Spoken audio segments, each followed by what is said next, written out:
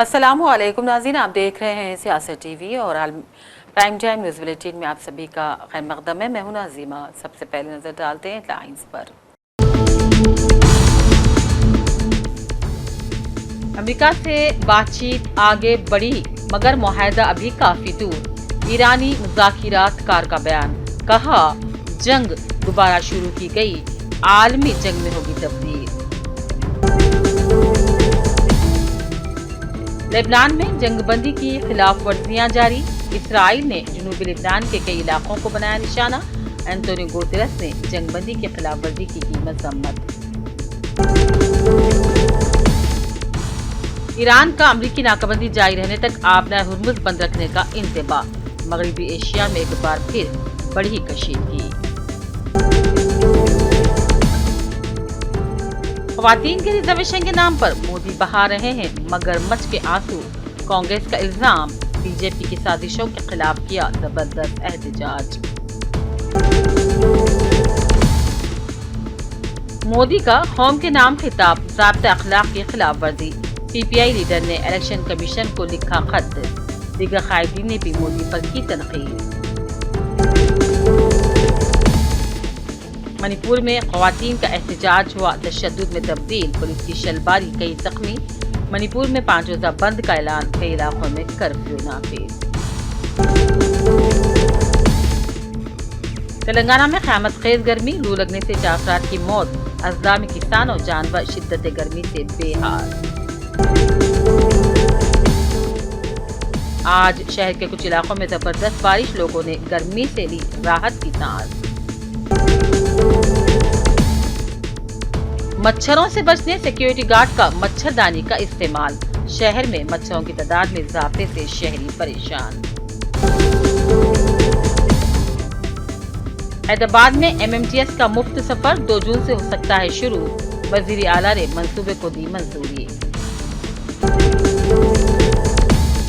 Chief minister Revanth Reddy ने governor से की मुलाकात। गवर्नर कोटे के तहत जेर इंतवा 2 एमएलसी नामों की फौरी मंजूरी का मुतालबा। और रियासत में 20 से 26 अप्रैल फलाही हफ्ता प्रोग्राम का ऐलान। चीफ सेक्रेटरी की जिले कलेक्टर के साथ वीडियो कॉन्फ्रेंस, प्रोग्राम का शेड्यूल जारी। हेडलाइंस आपने देखी। अब पेश है खबरों की तफसील। शुरुआत करते हैं बैनुल अक़वामी व क़ौमी खबरों से। अमेरिका और ईरान के दरमियान उस वक्त कशीदगी में इजाफा देखा गया जब तेहरान ने अमेरिका की जानिब से बार बार एतमाद के खिलाफ वर्जी का इल्ज़ाम लगाकर दुनिया के अहम आबी गुजरगाह को फिर से मुकम्मल तौर पर बंद करने का ऐलान कर दिया है और वहाँ से गुजरने वाले तमाम बहरी जहाज़ों को निशाना बनाने की भी धमकी दी है। ईरान ने कहा कि उसने यह कदम अमेरिका की जानिब से ईरानी बंदरगाहों की नाकाबंदी के जवाब में उठाया है। ईरान के पासदारान इनकलाब यानी कि IRGC ने कहा अमेरिकी नाकाबंदी खत्म होने तक आबी गुजरगाह बंद रहेगी और जो भी जहाज यहाँ से गुजरने की कोशिश करेगा उसे दुश्मन की मदद समझा जाएगा और उसे निशाना जरूर बनाया जाएगा। IRGC ने अमेरिकी अफवाज की जानिब से नाकाबंदी को बहरी क़ज़्ज़ाक़ी और गैर क़ानूनी इक़दाम करार दिया। ईरानी हुकूमत ने कहा कि आबनाए हुर्मुज़ से सिर्फ वही जहाज़ गुजर सकेंगे जिन्हें सिर्फ ईरान इजाज़त देगा। इससे पहले जहाज़ों को मुक़र्रर करदा रास्तों पर चलना होगा और मखसूस फ़ीस अदा करनी होगी। वाज़ेह है कि अमेरिका की जानिब से किसी भी मुआहदे तक पहुँचने के लिए ईरान पर मुसलसल दबाव के दौरान अमेरिकी सदर ट्रंप ने कहा था जब तक ईरान के साथ मुकम्मल मुआहदा नहीं हो जाता ईरानी बंदरगाहों की बहरी नाकाबंदी बरकरार रहेगी। What he means, it is up to American people should decide whether his statements are consistent and are in accordance with the international law or not. Now we are focusing on finalizing the framework of understanding between two sides. We hope that as soon as we can finalize that, then we can move on to next step. I urge all the media to be a little bit patient and be careful about all the fluctuations and on all ups and downs. On a daily things are a little bit sensitive these days. but I can assure you that Iran is very much committed to diplomacy. The point is that the other side should abandon its maximalist position and should respect the international law within which we can then secure diplomacy to be result-oriented. Until we agree on the framework, we cannot, set the date.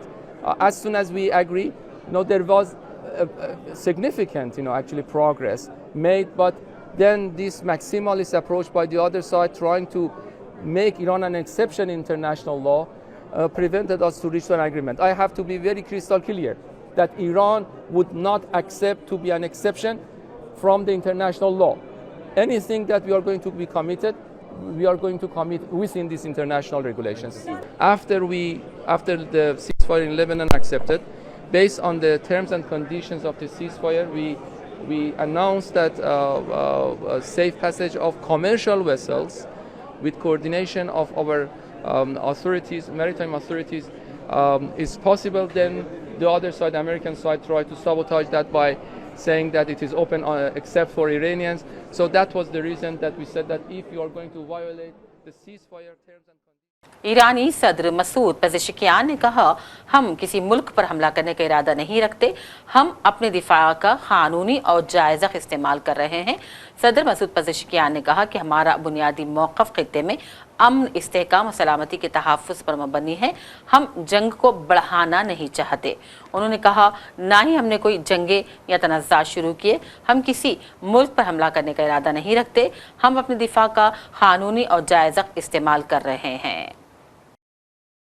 ईरानी सदर Masood Pezeshkian ने कहा, अमेरिकी सदर Trump के पास Iran को उसके जौहरी हुकूक से महरूम करने का कोई जवाब नहीं। न्यूज़ एजेंसी ने मसूद पेज़ेश्कियान की रिपोर्ट का हवाला देते हुए कहा, ट्रंप कहते हैं कि ईरान अपने जौहरी हुकूक का इस्तेमाल नहीं कर सकता, लेकिन ये नहीं बताते कि आखिर ये किस जुर्म की पादाश में वो कौन होते हैं जो किसी कौम को इसके हुकूक से महरूम करे। वाज़ेह है कि अमेरिका और ईरान 28 फरवरी से 6 अप्रैल तक मुसलसल हालत जंग में रहे और जो दोनों के दरमियान 2 हफ्ते के लिए जंगबंदी का मुआहदा हुआ और इसके बाद इस्लामाबाद में मुज़ाकिरात भी हुए जो किसी भी नतीजे तक नहीं पहुँच पाए। ईरान के आला सतही मुज़ाकिरातकार ने कहा, अमेरिका के साथ हालिया बातचीत में कुछ पेशरफ्त हुई है, मगर जौहरी और आबनाए हुर्मुज़ के मामले पर अभी काफ़ी फासले मौजूद हैं। तो दूसरी जानिब ट्रंप ने भी ब्लैकमेलिंग के खिलाफ इंतबह के बावजूद कहा, तेहरान के साथ अच्छी बातचीत हुई। खबर रसाइदारों जैसे कि रॉयटर्स और AFP के मुताबिक फ़रीक़ैन में से किसी की भी जानिब से शनिचर को होने वाली हवाबाज से कोई तफसीलात पेश नहीं की गई, जबकि अमेरिका और ईरान के दरमियान जंगबंदी की मुद्दत ख़त्म होने में अब सिर्फ चंद दिन बाकी बच गए हैं। We have something called right to try, and we've saved thousands and thousands of lives. That's if you're terminally ill or very ill, and there is a new drug that is not available because it's going through the process of the FDA, and Marty's cut that process down by 50%. We're down, it used to take 12 years, and now we have it down to 5 or 6 years, and it's one of the most important things that you can do. But if you're terminally ill and there's a new drug that may work or may not work, but it hasn't been approved yet, you sign a document and you're not going to hold the country liable, you're not going to hold the drug companies or the insurance companies or anybody liable, and you have the right to try. And what it's done, and nobody wanted it, the insurance companies hated it, even the doctors, they were all afraid of it because they didn't want to be sued. But I took all of the liability out of it. You sign a document, you're not going to sue the doctor, you're not going to sue the hospital, you're not going to sue anybody, including the country.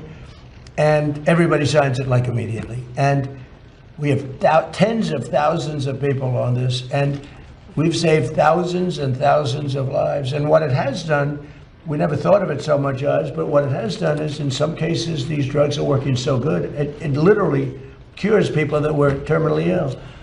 But it's one of the things I'm most proud. I'm proud of a lot of things we've done, but that's one of the things we're most proud of, right to try.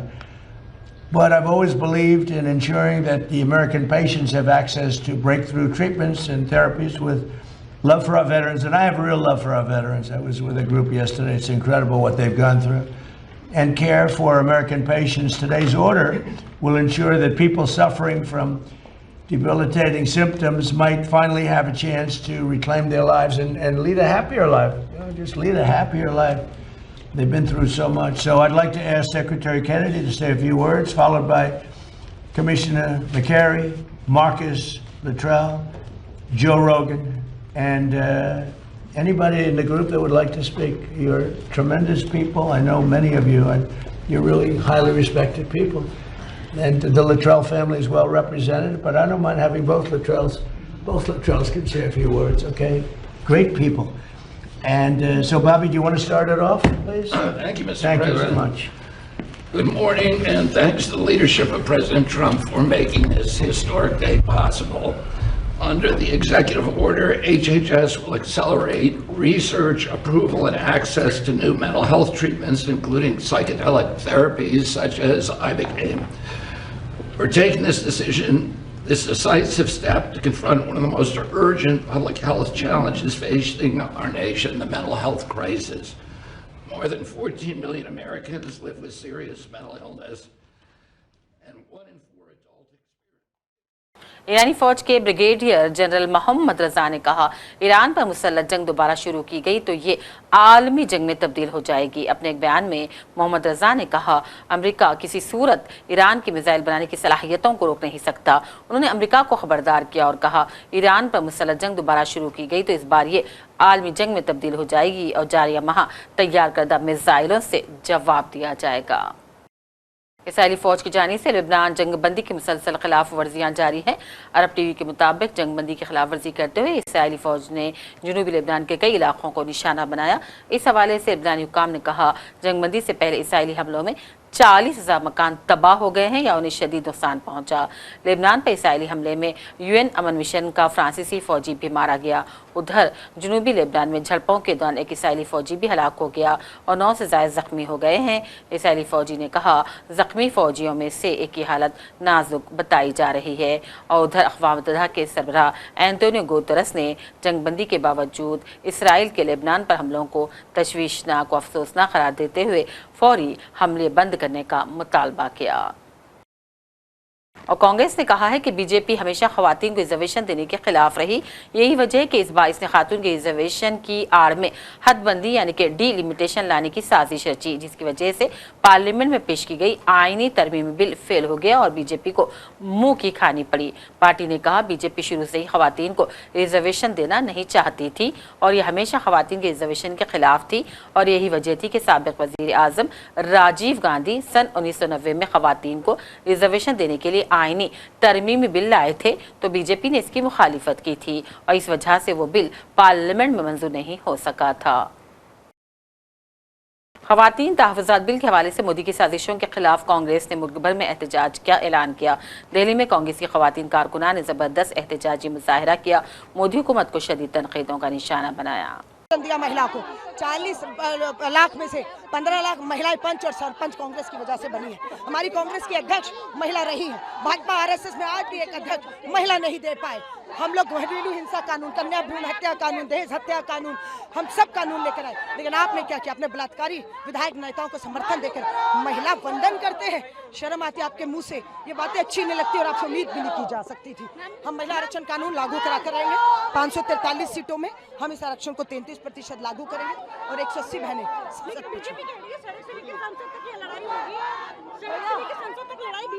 लड़ेंगे, वो भी लड़ेंगे, हम भी। लोकतंत्र है ना, बहुमत से चूक गए हैं। सरकार हिला देगी, आधी आबादी उतर गई है सड़कों पर, लागू करवा कर रहेंगे, बच के निकलने नहीं देंगे भाजपा को। मैं नहीं, वो तो समय बताएगा ना। भाजपा को माफ नहीं किया, भाजपा को महिलाओं ने वोट नहीं दिया, इसलिए तीसरी बार बहुमत नहीं मिला मोदी जी को। खोखले जुमलेबाजी और नारेबाजी से नहीं चलता। देखिए, निश्चित ही हम सब ने, इस देश ने देखा कि किस तरीके से भारतीय जनता पार्टी महिला बिल के आड़ में परिसीमन बिल लाने की कोशिश कर रही थी। माननीय राहुल गांधी जी के नेतृत्व में पूरे विपक्ष ने उसका कड़ा विरोध किया और लिहाजा उसको गिरना पड़ा। लेकिन ये आंशिक हमारी जीत है, क्योंकि ये सरकार लगातार कोशिश में है कि इस पूरे देश का भूगोल बदल दे। नई क्योंकि इनसिक्योरिटी इनमें पूरी तरीके से आ चुकी है, लिहाजा ये लगातार कोशिश करेंगे। हम घर घर तक पहुंचकर महिलाओं को ये जागरूक करेंगे कि कांग्रेस ये चाहती है, अगर वाकई में ये हितैषी हैं तो 543 पर इस 33% जो बिल है उसको लागू करने का काम करें। प्रधानमंत्री ने कल देश को संबोधित किया। उन्होंने कहा मुझे कांग्रेस से उम्मीद थी कि वो अपनी 40 साल पुरानी गलती सुधार दे, महिलाओं के लिए कुछ करके ले आए, लेकिन कांग्रेस ने उनको निराश किया। ऐसा प्रधानमंत्री ने देखिए, आज से 2 साल पहले 2023 में भी महिला आरक्षण बिल आया, हम सब ने उसका स्वागत किया, बहुमत से उस संविधान संशोधन को लाने का काम किया और उसका समर्थन किया। आज भी हम कहना चाहते हैं कि महिला के आरक्षण के विरोध में कांग्रेस नहीं है।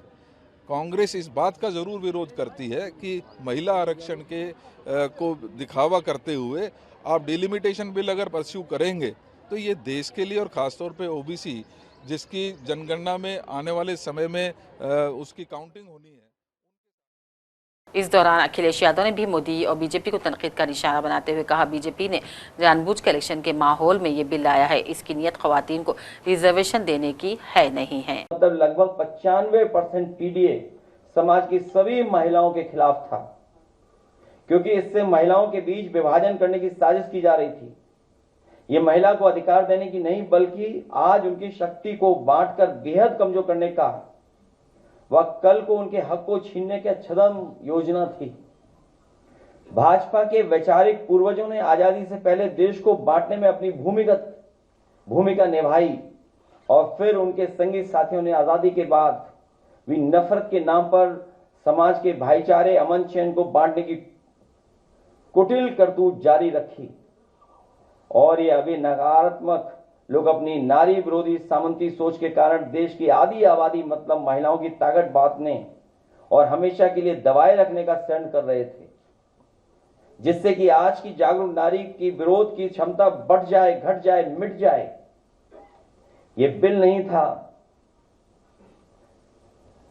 भाजपा की दरारवादी राजनीति का काला दस्तावेज था। जिन्होंने नारी को अपने संगठनों में मान सम्मान नहीं दिया, वो राजनीति में क्या स्थान देंगे। अगर पिछड़ों की आबादी कम से कम केवल 66 भी मान ली जाए, इनमें आधी आबादी मतलब 33% होगी जिनके हक की बात नहीं हो रही थी। इसका मतलब यह है कि बिल 33% महिलाओं के हक देने के लिए नहीं, बल्कि उनका हक मारने के लिए लाया जा रहा था। ये भाजपा और उनकी वर्चस्ववादी महिला विरोधी सामंती सोच की साजिश है, जिसका हम विरोध करते रहेंगे। इसके लिए भी चाहे साल लगे या सदी। दरअसल ये 33% महिलाओं को आरक्षण दे नहीं रहे थे, बल्कि 33% महिलाओं से आरक्षण छीन रहे थे। अगर इनमें अनुसूचित जनजाति व अल्पसंख्यक महिलाओं को भी जोड़ दिया जाए तो पीडीए महिलाओं की हकमारी का ये आंकड़ा 50 तक पहुंच जाता है।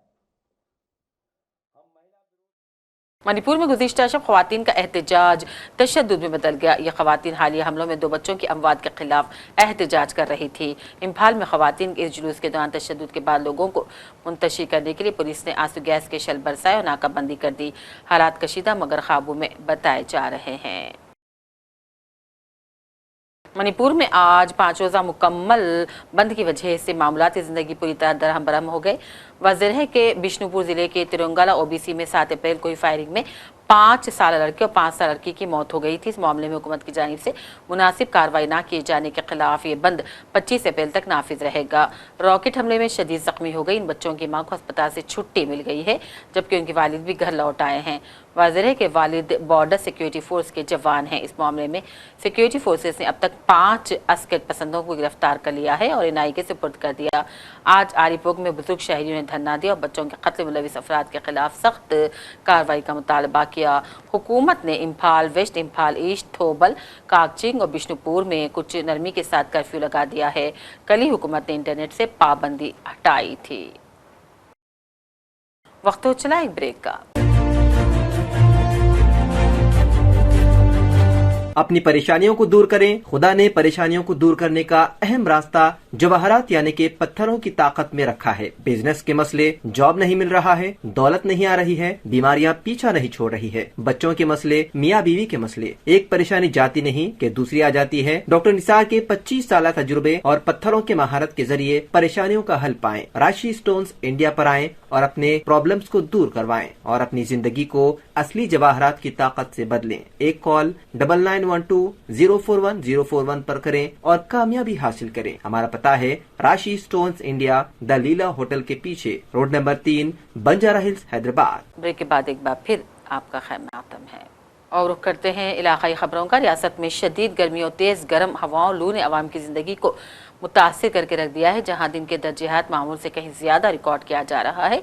इस खतरनाक तयीन सूरत-ए-हाल के नतीजे में लू लगने से मुख्तलिफ अजला में 4 अफराद की मौत की इत्तला है, जिसने मुख्तलिफ अजला में तशवीश की लहर दौड़ा दी है। पेद्दापल्ली के मंथनी मंडल के चिन्ना ओडेला गाँव के रहने वाले दासी रमेश 50 साल और राजन्ना सिरसिला के बोइनपल्ली मंडल के वेंकटरावपल्ली के नलाला मोहन 46 साल मकान की तामीर के दौरान लू लगने से फौत हो गए। इसी तरह कामर्डी के एलआरडी के अदवी लिंगाल गाँव के लिंगाल रामुरु 59 साल खेत को पानी देने गए थे कि अचानक गर्मी की शिद्दत से बेहोश होकर गिर पड़े। मौके पर ही दम तोड़ बैठे और इस गर्मी की वजह से किसान और जानवर भी बेहाल हो रहे हैं। एक जानिब शदीद गर्मी से परेशान हाल अवाम का बुरा हाल है, तो वहीं आज से पहले शहर के बाज़ मुकामात पर तेज़ हवाओं के साथ बारिश ने लोगों को गर्मी से कुछ देर के लिए राहत देने का काम किया। मुख्तलिफ इलाकों में शदीद बारिश के इत्तलात हैं, जिससे माहौल कुछ देर के लिए ठंडा हो गया था। वाज़ेह है कि मौसम गर्मा अपने उरूज पर है। शुमाली हिंदुस्तान से लेकर जनूबी हिंदुस्तान की तमाम रियासतों में गर्मी ने लोगों का बुरा हाल कर रखा है। एक जानिब गर्मी तो दूसरी जानिब शहर में मच्छरों की तादाद में इजाफे से शहरी परेशान हैं। शहर में एक सिक्योरिटी गार्ड जो कि एक रिहायशी कॉलोनी में खिदमत अंजाम दे रहा था, उसने मच्छरों से बचने के लिए अपने जिस्म पर मच्छरदानी लपेटकर ड्यूटी अंजाम दे रहा था और यह वीडियो काफ़ी वायरल हो रहा है। नेटिजन ने कहा कि सिक्योरिटी गार्ड को मुलाजिमत देने के बाद उसे मुनासिब सहूलत भी दी गई है। एक नेटिजन ने कहा, रिहायशी कॉलोनी में गार्ड को तनख्वाह दी जाती है, लेकिन उसके साथ बेहतर सलूक भी किया जाना चाहिए। एक और ने कहा कि मच्छरों की कसरत से पूरे शहर में लोग परेशान हैं। मच्छरों पर काबू पाने के लिए म्यूनिसिपल वर्कर्स को फॉगिंग करनी चाहिए। हैदराबाद में MMTS का मुफ्त सफ़र 2 जून से शुरू हो सकता है, क्योंकि हुकूमत मुबैना तौर पर पब्लिक ट्रांसपोर्ट के इस्तेमाल को बढ़ाने के लिए एक पायलट स्कीम का मंसूबा बना रही है। चीफ मिनिस्टर रेवंत रेड्डी ने इस इक़दाम को मंजूरी भी दे दी है। हुकूमत मुमकिन तौर पर साउथ सेंट्रल रेलवे को टिकट की सालामदानी के लिए मुआवजा भी देगी, जिसका तकरीबन 10 करोड़ रुपये लगाया जा रहा है। फिलहाल MMTS रोजाना तकरीबन 38,000 तक 42,000 मुसाफिरों को ले जाती है और इस वक्त तकरीबन 80 से 88 ट्रेनें खिदमत कर रही हैं, जबकि पहले ये तादाद 121 थी। कोविड के बाद इसकी तादाद को घटा दिया गया। रियासत की सियासत में एक अहम पेशरफ्त के तहत वज़ीर आला रेवंत रेड्डी ने आज राजभवन पहुंचकर गवर्नर से मुलाकात की। इस मुलाकात में गवर्नर कोटे के तहत ज़ेर इल्तिवा 2 MLC के नामों की फौरी मंजूरी का मामला ज़ेर बहस आया। वज़ीर आला ने रियासती वज़ीर अखिलती बहबूद मोहम्मद अजहरुद्दीन और मारूफ समाजी कारकुन और माहिर तालीम प्रोफेसर कोदंडाराम के नामों को मंजूरी देने की बाज़ाब्ता अपील की। हुकूमत इस मामले को इंतहाई अहमियत दे रही है, खासतौर पर इसलिए कि अजहरुद्दीन इस वक्त किसी भी ऐवान के रुकन न होने के बावजूद काबीना में मौजूद हैं। आईनी उसूलों के मुताबिक किसी भी वजीर को हलफ लेने के बाद 6 माह के अंदर अंदर असेंबली या कौंसिल का रुकन बनना लाजमी रहता है। अजहरुद्दीन की मुद्दत 30 अप्रैल को मुकम्मल होने जा रही है।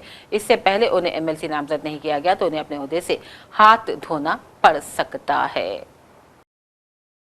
हुकूमत ने अवामी हुक्मरानी के 99 दिनों पर मुश्तमिल प्रजा पालना प्रगति प्रणाली का प्रोग्राम के हिस्से के तौर पर 20 से 26 अप्रैल तक रियासत भर में फलाई हफ्ता मना रही है। इस सिलसिले में चीफ सेक्रेटरी रामा कृष्णा राव ने जिले कलेक्टर्स के साथ वीडियो कॉन्फ्रेंसिंग का एहतमाम करते हुए अहम हिदायत जारी की। उन्होंने वाज़ेह किया कि इस हफ्ता भर की तकरीबात का बुनियादी मकसद सोशल वेलफेयर हॉस्टल्स, रेजिडेंशियल तालीमी इदारों में इंफ्रास्ट्रक्चर को बेहतर बनाना है, तलबा में तख्लीकी सलाहियतों को फ़रोग़ देना और सरकारी स्कीमात के बारे में अवाम में शोर बेदारी शामिल है। Special chief secretary Sabyasachi Ghosh ने भी हफ्ते भर के प्रोग्रामों को कामयाब बनाने के लिए रोज़ाना की सरगर्मियों का तफसीली शेड्यूल जारी किया, जिसके मुताबिक 20 अप्रैल को सफाई मुहिम के तहत तमाम तालीमी इदारों में सफाई अमल में लाई जाएगी।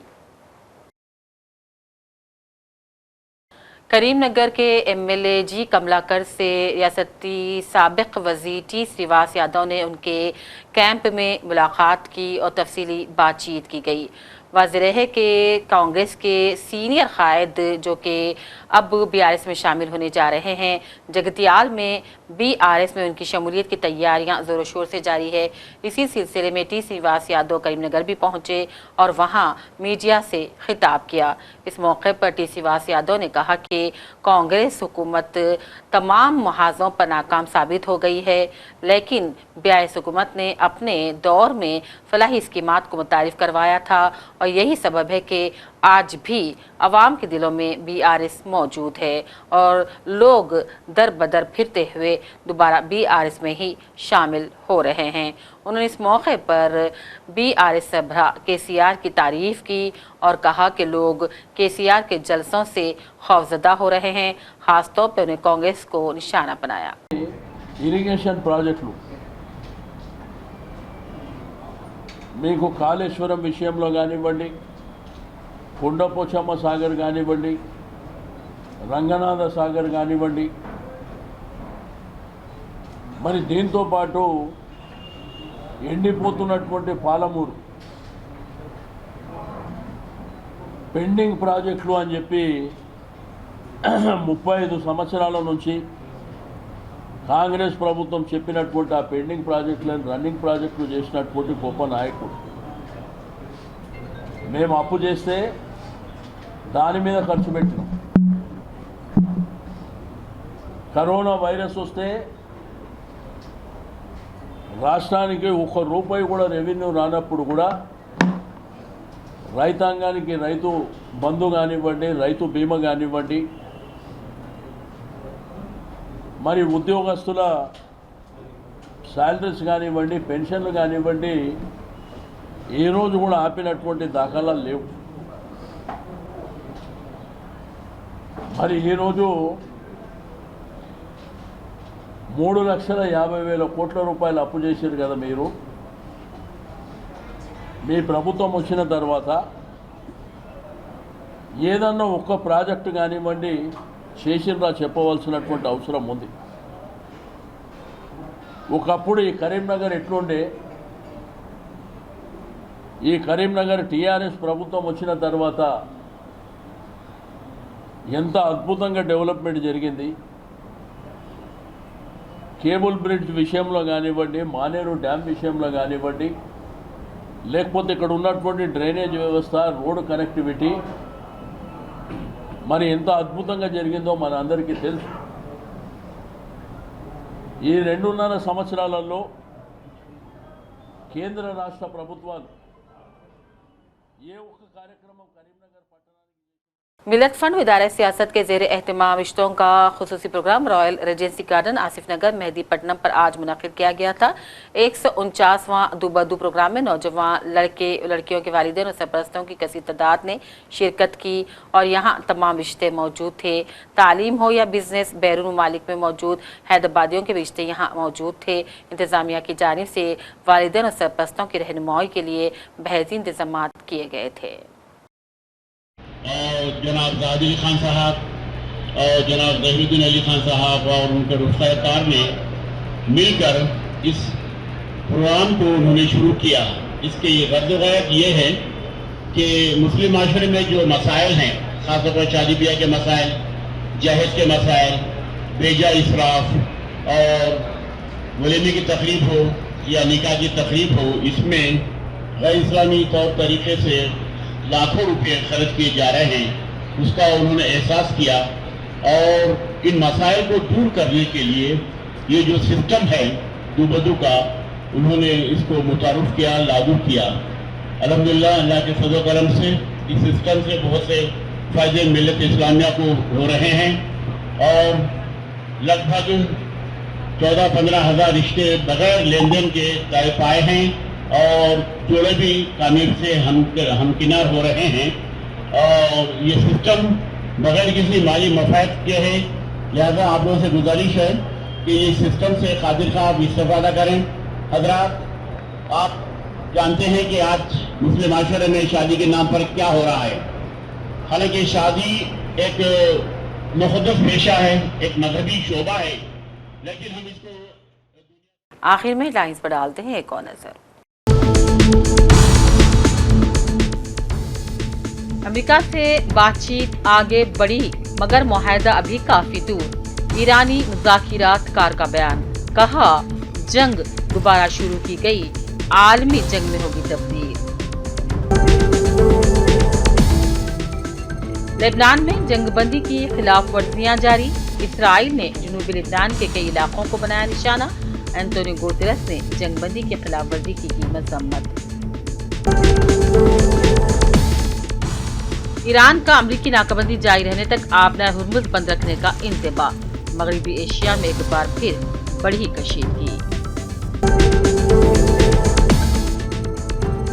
ख़वातीन के रिजर्वेशन के नाम पर मोदी बहा रहे हैं मगरमच्छ के आंसू। कांग्रेस का इल्जाम, बीजेपी की साजिशों के खिलाफ किया जबरदस्त एहतजाज। मोदी का कौम के नाम खिताब, ज़ाब्ता अखलाक की खिलाफ वर्जी। पीपीआई लीडर ने इलेक्शन कमीशन को लिखा खत। दीगर कायदीन ने भी मोदी पर की तनकीद। मणिपुर में ख़वातीन का एहतजाज हुआ तशद्दुद में तब्दील। पुलिस की शलबारी, कई जख्मी। मणिपुर में 5 रोज़ा बंद का ऐलान, कई इलाकों में कर्फ्यू नाफिज। तेलंगाना में क़यामत खेज गर्मी, लू लगने से 4 अफराद की मौत। अजला में किसान और जानवर शिद्दत गर्मी से बेहाल। आज शहर के कुछ इलाकों में जबरदस्त बारिश, लोगों ने गर्मी से ली राहत की सांस। मच्छरों से बचने सिक्योरिटी गार्ड का मच्छरदानी का इस्तेमाल। शहर में मच्छरों की तादाद में इजाफे से शहरी परेशान।